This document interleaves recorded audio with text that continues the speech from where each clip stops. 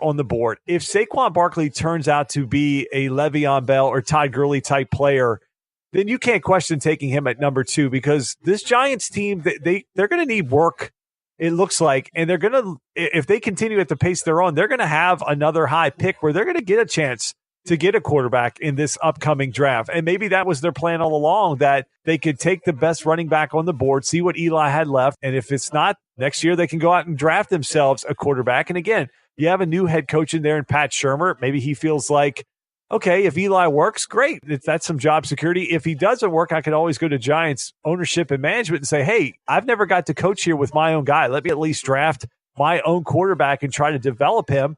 And maybe that buys him another 1, 2, 3 years there as the Giants head coach. So I think for the Giants, if they didn't believe in one of the quarterbacks and they felt like Barkley was the best player there on the board, I think they made the right move, because they can go get a quarterback next year. Look at all the teams that drafted quarterbacks in the first round this year.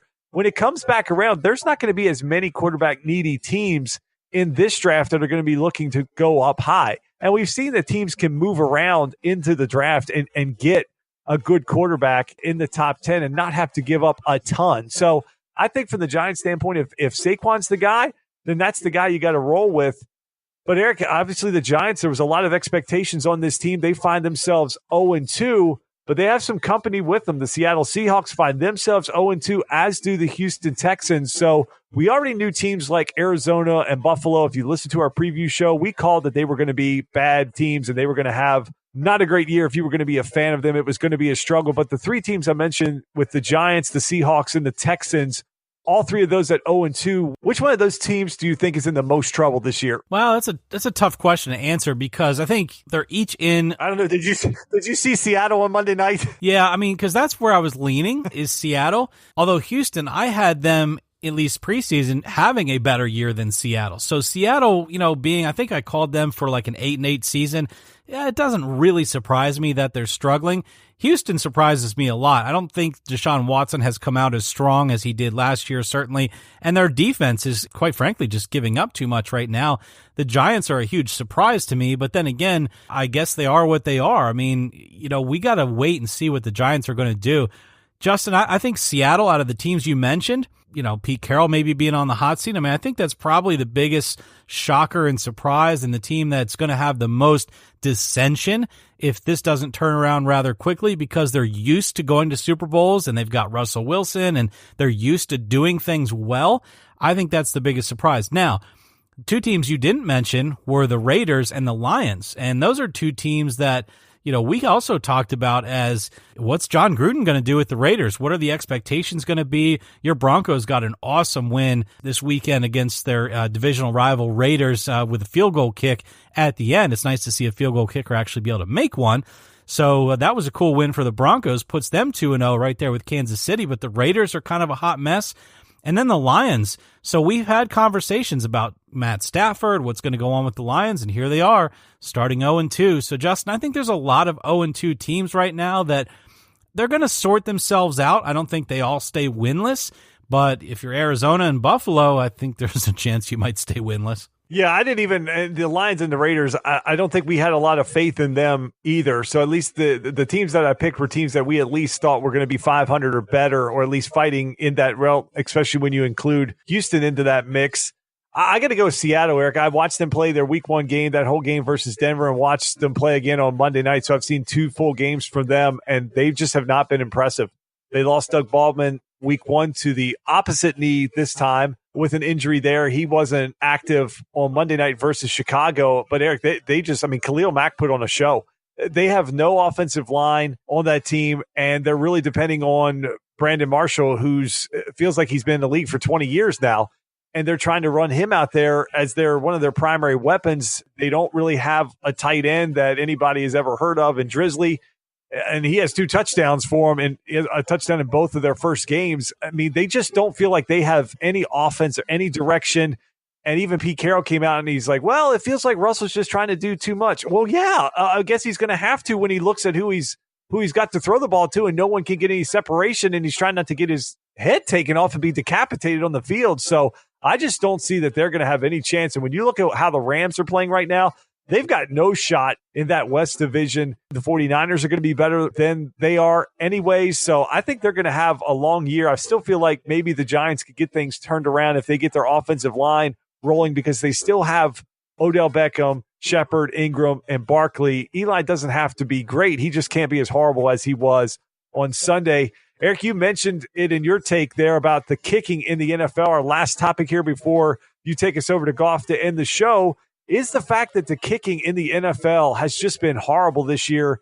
And boy, it seemed to be at an all-time low on Sunday, as actually Monday brought the fact that 2 kickers were cut off of their team. The Browns cut Zane Gonzalez. The Vikings cut Daniel Carlson and actually signed Dan Bailey, who the Cowboys got rid of to save some money. And that brought me to a thought, Eric. We've talked before on the show. We spent some time talking about it even last week with the running back position. It's been extremely devalued by teams. They feel like they can go out in the second round, third round, fourth round, and so on, and find running backs like an Alvin Kamara, like a Kareem Hunt, that can just come in, plug in, and be day one starters, 3 down backs, can do everything, and they can get those guys very cheap for the first 3 or 4 years of their contract before they have to extend them. And it seems like that has gone to the kickers as well, where the days of having a kicker that costs $3 or $4 million, a team like Dallas that's already in cap trouble with all their dead money decides, hey, let's get rid of Dan Bailey and bring in a young kicker who missed a field goal week 1.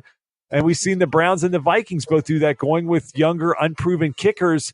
And it's starting to cost them games because not everybody has had the success like the Eagles had last year with Jake Elliott. So, Eric, when you look at this, has devaluing the kicking position, has that hurt teams by them looking at value, or do you feel like that's worth the risk to take to be able to get some more depth at other positions on your team that are playing every down? Yeah, it's going to be hard to argue your point there that it wouldn't have a major effect. I mean, look, we're not seeing kickers in this league now that are named guys. And look, I mean, I'm not going to sit here and name a bunch of kickers, but think of a guy like Janikowski, Vinatieri, Elam, guys that had been in the league for a long, long time because they were very, very good kickers.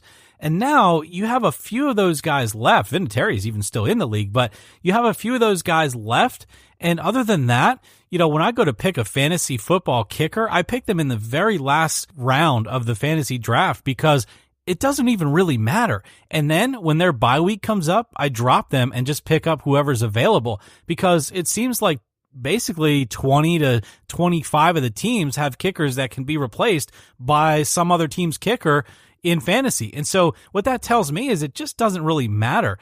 Justin, I've said this a bunch of times. It amazes me in a country our size in the United States that there aren't 32 men that can kick a football, men or women, that can kick a football on a regular basis through the uprights because that's the only job they have. I mean, it's really bizarre, and it's kind of like quarterbacks. I mean, we talk about how important it is to have your starting quarterback because of what a drop-off there is to that second string or that backup. And it just amazes me that there's, you lose a guy at kicker and it's like, oh, you're scrambling around. You're calling colleges. You're calling, what do you know about this guy? What do you know about this guy? I this past couple weeks with the Browns and the Vikings, I didn't know, the Dolphins are 2-0. So clearly they've traded Ray Finkel and he's maybe ended up with the Browns or somebody because I just, the Browns could be 2-0 right now. Yeah. They had chances against Pittsburgh to win that game on kicks. And then they had chances again this past week. Then you go to the Vikings game, and I don't even know how reporters have the gall to be asking the head coach in the post-game news conference, whether he feels like he made the right call or not. Look, dude, you gave the kicker 3 chances to make kicks, 2 of them in overtime, and he missed them. I don't care if you're the worst head coach in the world, that's the right decision. You give the ball to the kicker because he has one job, and if he can't do it, that's on him. I'm sorry, but that's on the kicker. Aside from the laces not being out, Dan, that is on the kicker. It's just bizarre. So, Justin, yeah, you might be onto something here because you want to pay cheap, you're going to get cheap. So, I don't know. I really don't know. But you laughed at me when I called the Lions a push at 8.5. And you're like, well, you think they're going to tie? Now here through week 2, we've already got 4 teams in the National Football League with ties. Unfortunately, one of them's not the Lions yet, but we've got 2 ties already, once in week 1 and once in week 2. This is weird. Well, Eric, I think your bigger problem is getting the Lions to 7 wins, not the half. I think they got a better chance to get you the half than the 7. I break this down to a kicker being when you get your mail and AAA sends you a chance to sign up for a membership, and you're like, I don't want to spend that $50, $75, $100. I don't need that. And then you get a flat tire on the interstate, and you're like, I really wish I'd had that AAA card. It feels like that's what these teams are doing with kickers. They're like, we can get by with this rookie. He's killing it in camp. He's killing it in practice, and he gets into games and gets into these big spots, and these teams are finding themselves with a notch in the loss column, or they're tying in games because they don't have a kicker that's got the confidence to be able to go out there and get the job done for them. I think a position that important, if you have a good kicker, if you have a Gostkowski or a Tucker, or even we saw McManus for Denver kick a game winner that looked like it was going to fade out to the right there, but he snuck it inside the upright. But when you have guys that can get those clutch kicks, that's huge, because there's so many NFL games now, Eric, that come down to one possession or who's got the ball at the end, or they go to overtime where you need your kicker to be able, when you get inside of basically 55-yard attempt and under, that you have confidence in your kicker.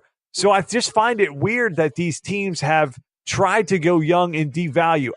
As a punter, I understand that a lot more than I do as a field goal kicker. It feels like that is a position you do not want to go cheap or unproven. And we even saw the Buccaneers go through that a few years ago when they spent a high draft pick on Roberto Aguayo, and he's now just out of the league. He can't get on with the team because basically he's gotten to his own head. And it seems like if you're Dallas, you just can't give up on a Dan Bailey because of a little bit of an injury. You've got to kind of ride it out with him because he was such an accurate kicker for you. Now you've got a wild card at the kicker where I think that as an organization and even as a fan base, when Meyer gets out there, now after his week 1 miss, you're like, oh boy, here we go. And if he misses one, the crowd starts groaning and the team's upset. It's a recipe for disaster, as we like to say on the show. So I don't know, Eric. I think some of these teams better start to rethink that strategy. Yeah, and let's call a spade a spade. You know, these ties in week 1 and week 2 are because of kickers. If the kickers had made their kicks, you'd have a winner and a loser in both of those games. Yeah, and look, the other side as well, Steelers just paid Boswell a ton of money, and he missed a kick in Cleveland. So, it can go the other way just as easily. It just seems like it's a lot more likely to go the way when you have someone that's young and inexperienced as you do with someone that's proven. It's like those funny GIFs on Twitter that say, like, you had one job, and it's wrong. The picture in the GIF is like someone that did something horribly wrong. It's like you had one job, like painting a line on a street and it's crooked, that type of thing. So yeah, you have one job as a kicker, and that's to make your extra points and make your field goals. If you can't do that with a very high percentage, now you're going to miss some of them because there's going to be fumbled snaps. There's going to be, joking aside, you're going to have laces turned in the wrong way and the ground's going to be slippery, or you have to kick off dirt in Oakland, or, whatever the weird scenarios you've got. There's going to be missed kicks. But other than that, you got to make your kicks because you have one job. So speaking of one job, PGA golfers have one job, and that is to get to the FedEx Cup Finals in the Tour Championship. Justin, I had to ask you about this because we've gone back and forth over the last few years about NASCAR and how often they change their point system and change the way that they crown a champion. And in my opinion, that has driven a lot of the longtime NASCAR fans away because guys like Dale Earnhardt and Jeff Gordon, Bobby Labonte, Tony Stewart, guys that won all of their championships under basically a normal point system and then had it convoluted to 9 different things through the chase era and the playoff era, I think that's driven a lot of people away. So now you have the PGA Tour, who has successfully done the FedEx Cup playoff format for quite a while now, but they've now decided to change it. I'm okay with looking at changes, but they've already had 2 major changes in the PGA Tour coming up for next year. One is shortening the overall schedule, so the season's going to end actually before Labor Day next year, and they've cut one of the playoff events off, so instead of 4 next year, there's going to be 3. The other thing they've done, which is I'm really not sold on it because it really messes with golf history, it's that they've moved the 4th major, that is the PGA Championship, from August to May. And so you're going to have 4 majors right in a row, 1 month right after the other. But the PGA Championship now comes second. So you've got the Masters, the PGA Championship, the U.S. Open, and then the British Open or